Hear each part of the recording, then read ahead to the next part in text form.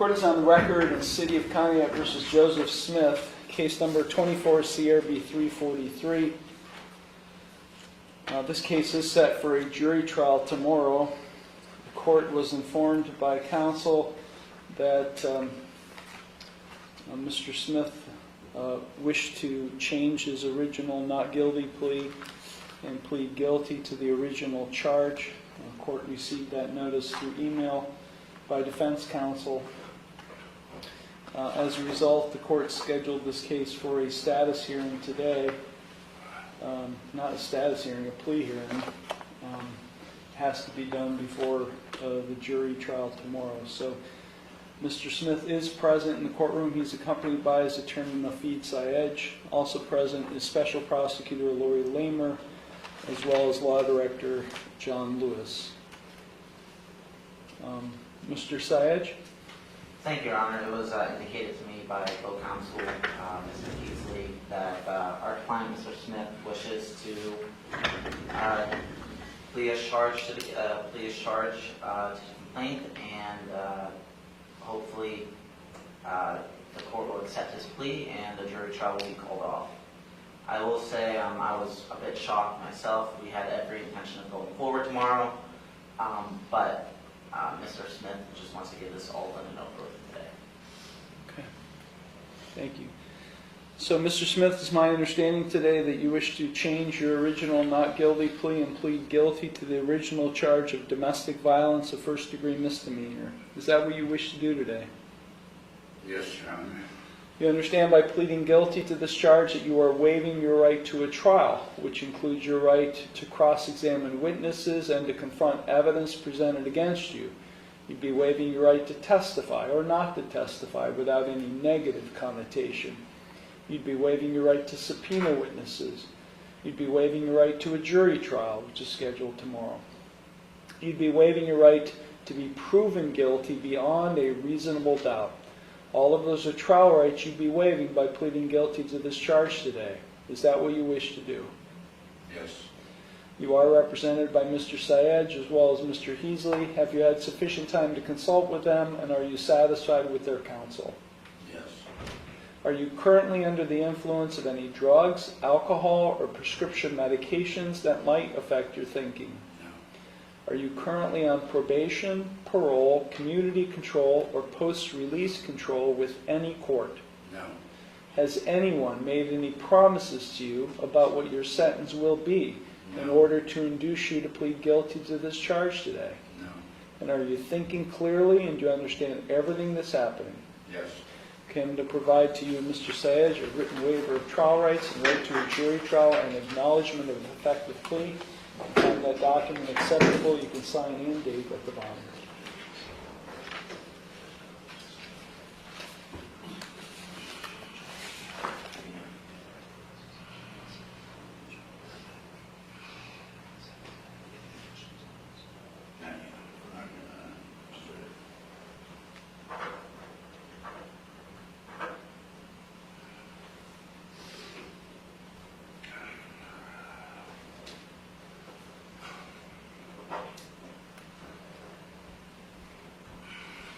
Executed, Your Honor. The court does find the defendant and his attorney have executed in open court the written waiver of trial rights and right to a jury trial and acknowledgement of effective plea. The court does find the defendant's plea of guilty to the original charge of domestic violence, a first-degree misdemeanor, to be knowing, voluntary, and intelligent. The court will accept the guilty plea, and I will therefore find the defendant guilty of domestic violence, a first-degree misdemeanor. Counsel, are we ready to proceed with sentencing? Yes, Your Honor. Yes, Your Honor. Okay. Mr. Syed, is there anything you or your client would like to say at this time in mitigation of sentence? Your Honor, at this time, I just ask for suspended time, and I'm reporting probation.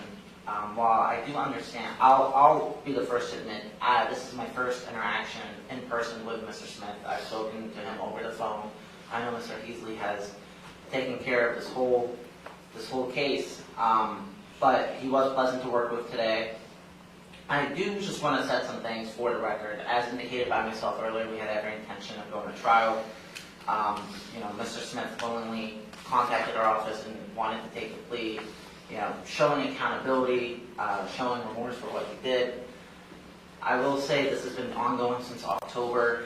It's currently the end of May. So, he just wants to get this all said and done and over with.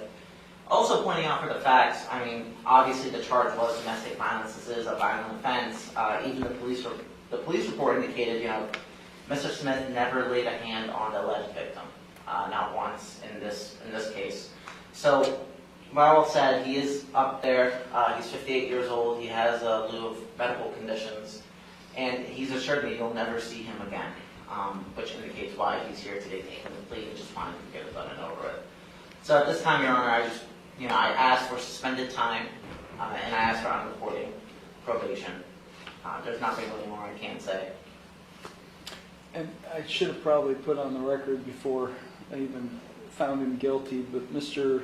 Sayedge, is your client waiving the jury trial? Yes, Your Honor. Okay, I'm sorry. Thank you. Thank you.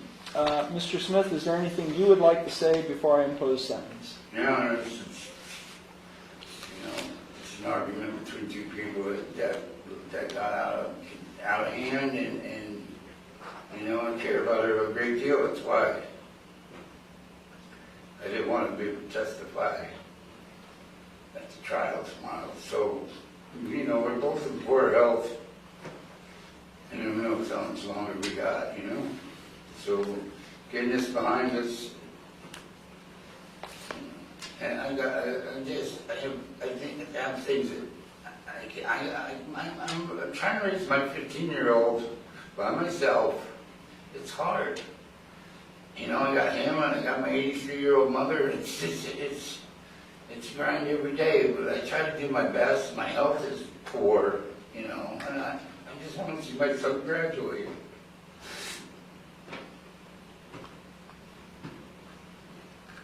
So, When you say your health is poor, what do you mean by that? my heart, my lungs, just toast.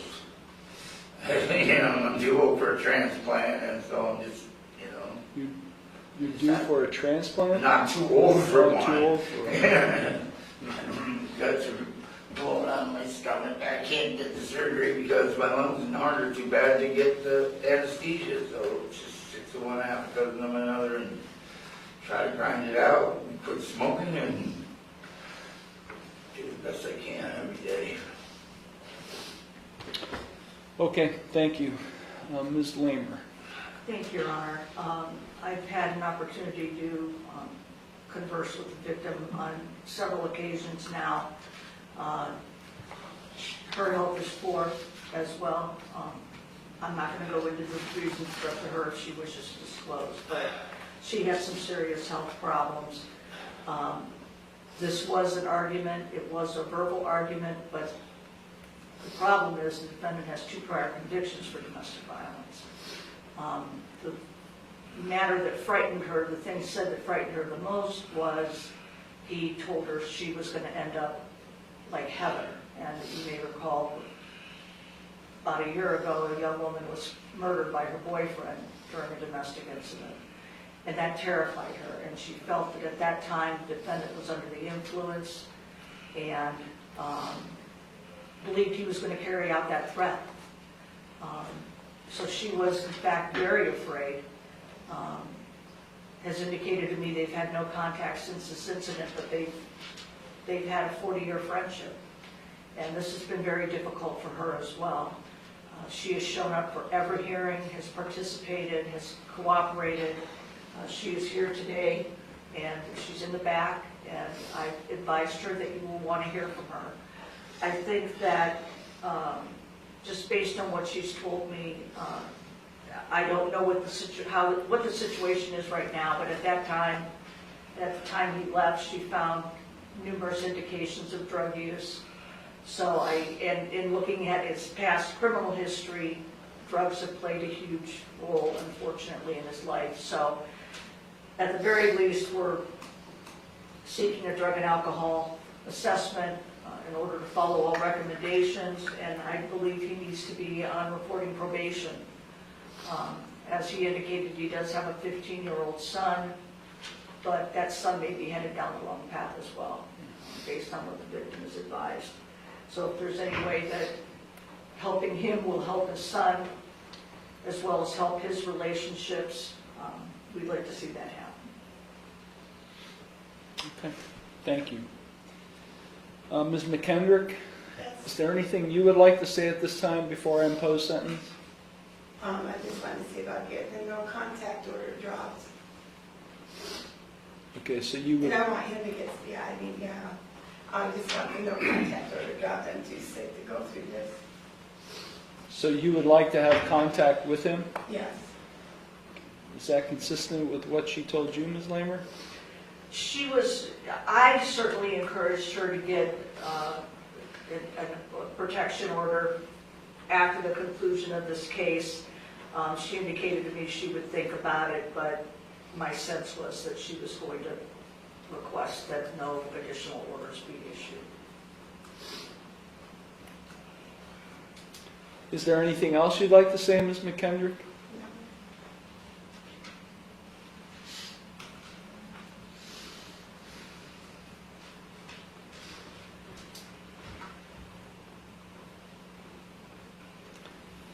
Well, Mr. Smith, your past history is, I'm sorry, Mr. Sayage, is there anything you would like to say before I impose, in response to any of that? Just real brief, Your Honor, I already mentioned a good chunk of what I planned on saying.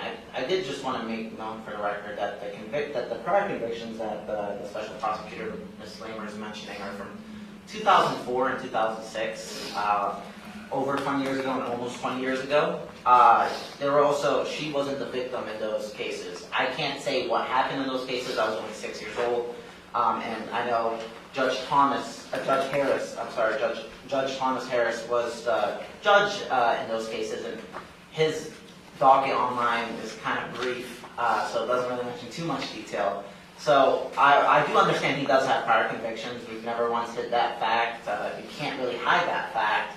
But they are over 20 years old. Also to mention, it wasn't the same victim as the one here present in the courtroom.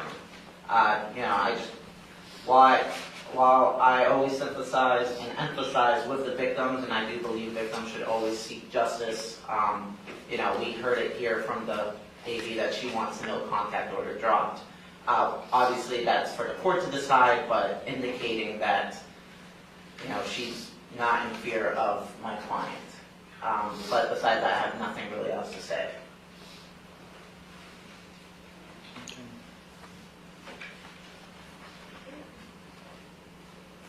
Well, in addition to the 2 domestic violence convictions, which were the elements of the offense in this case, those prior convictions which enhanced the M4 to an M1, Mr. Smith does have a significant prior criminal history beyond those 2, but they are relatively old. However, he did have a felony domestic violence charge that was bound over in 2021 from this court.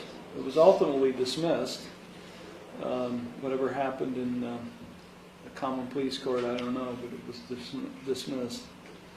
He also had another felony domestic violence bound over in 2019, along with a disrupting public services charge. And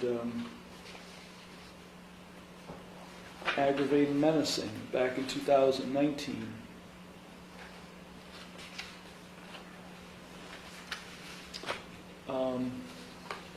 So there is suspicion of substance abuse? Yes. Okay.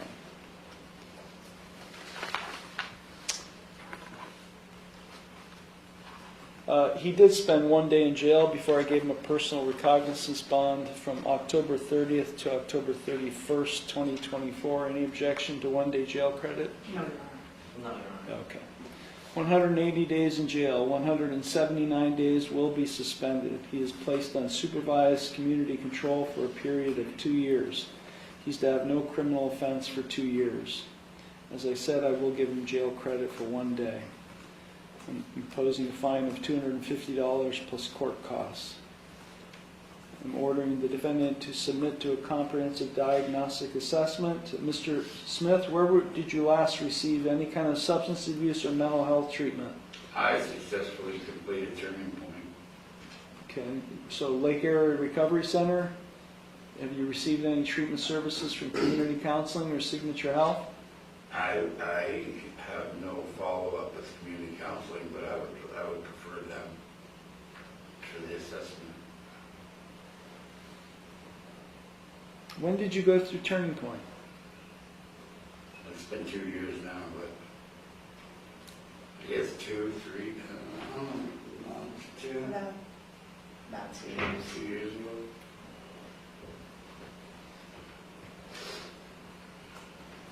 Okay, I'm going to order that you submit to a comprehensive diagnosis assessment at both the Lake Area Recovery Center and Community Counseling Center for alcohol, substance abuse, mental health, and anger management purposes.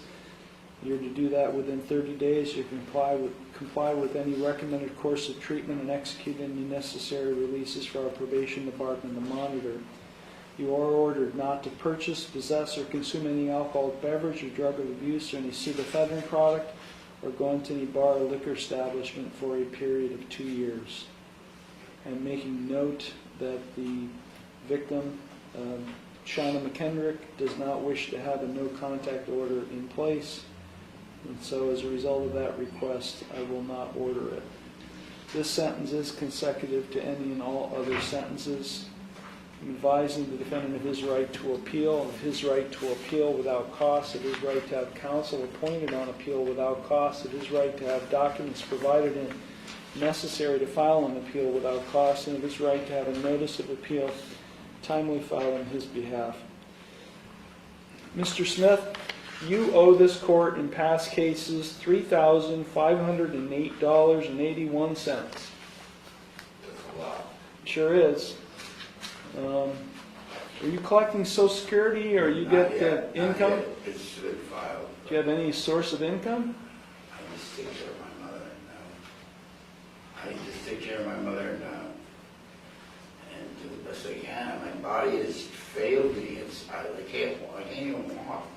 Your Honor. Well, here's what I'm saying, Mr. Smith. You're now going to owe this court close to $4,000 with this case. There better be more.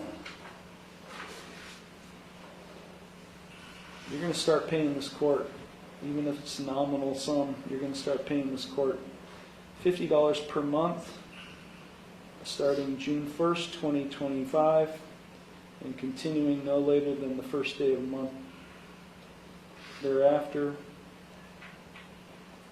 We're going to set a review hearing in 90 days. You must appear for that. I'm going to also call it a sentence compliance hearing because I want the probation officer to tell me how you're doing when it comes to your treatment and assessment and treatment.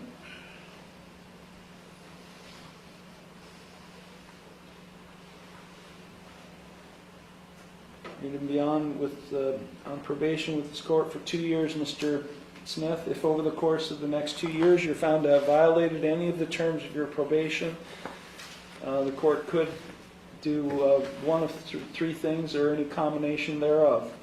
I could impose 179 days in jail. I could extend your probation from 2 years up to 5 years. And or I could impose more restrictive community control sanctions, more restrictive than what I've already done. Do you understand all of that? Yes. I'm not messing with you. I understand. And we've got a probation officer who's not going to mess with you either. So I'm not sure what experience you have with probation in the past, but guess what? I just walked out 5 years. I know, but you got a very aggressive probation officer who's going to be supervising. That might be a problem. Yeah, well, it might be I'm a a lot problem. lower than I was 20 years ago, Your Honor. Well, I'm just warning you, Mr. Smith. I see him walking around here. Listen to me. Any violation of your probation, going to jail. Yeah, that's a given. Okay, well, it's a gimme on my end, too. I know you don't play, Your Honor. I know. I'm not going to try your patience and just be left alone, and you won't hear a peep out of me. Okay, well, let's make sure that's the case. Okay, anything further, Ms. Lamer? No, Your Honor, thank you. Mr. Syed? No, Your Honor, thank you. Ms. McKendrick, do you have any questions? No. Okay, Mr. Smith, you go to the clerk's window, and then you'll meet with the probation officer to get everything set up. This matter is concluded.